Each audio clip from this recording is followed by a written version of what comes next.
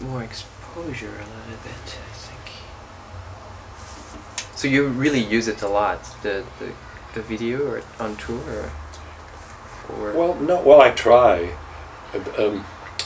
Sometimes I forget this battery, and then I'm trying to learn how to think when I go home. Right. Charge it. Right.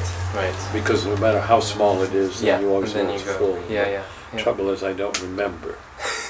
I know. If I get home, I'm too tired, so I don't do it.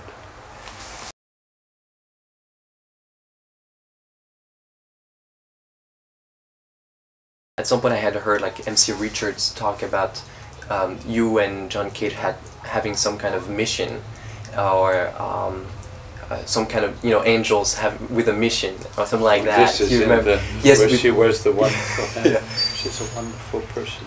And as I was just wondering if you felt like that's true, or that there was a mission, or there was something that you felt like you had to do or to bring, or through. I could only answer that yes and no, because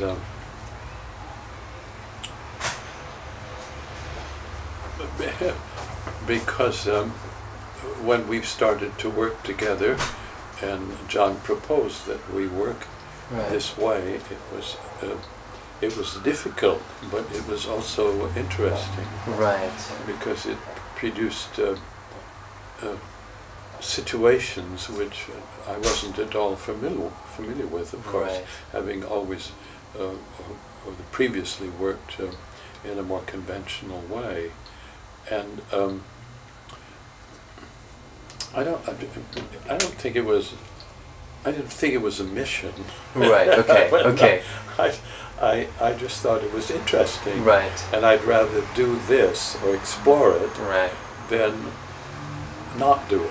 Right. So we just continued, and it grew more, in many ways, more complex later on, of course. But the beginning was complex. Was difficult. It was like I think anything that's very new, you don't know. That's right. You don't have any real. I mean, you're foraging around in unknown ground or whatever, and then all these strange things come up, and you can be put out by that and think, and it's also difficult. Right. Or on the other hand, you can think, well, it's so interesting, I'll just continue. But the interest maybe was because did you feel like you were opening doors in some ways? Something that was not done around you or ever before? Was that maybe the part of the challenge and the interest of it, or? I think so. I mean, not the fact that other people didn't do it. Okay. But it was so odd to think that way and work that way, and yet it was fascinating. Right. And then we once were on a short tour together, and we gave a lecture demonstration where John said we didn't want to do a lecture and that kind of conventional thing. So he suggested we make a short piece, a short thing, quite short, and show the way we work. Right. And so we explained the structure, that we would work each one separately.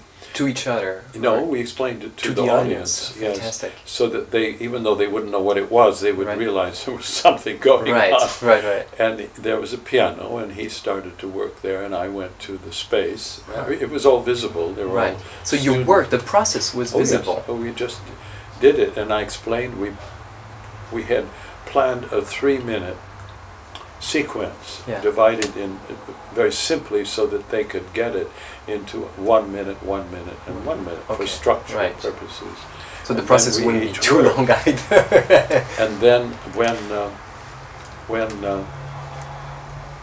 we started, I explained that we probably wouldn't get it done. Right. so we would show what we had done, say after a minute, right? And he would play what he had done, and I would do what I did, and they applauded like as though you made a tennis match, you know, you made some point. And we did finish the 3 minutes, and we did them. I think we did them twice. Did it twice. So they would see something of the way, and Louis Horst was there, and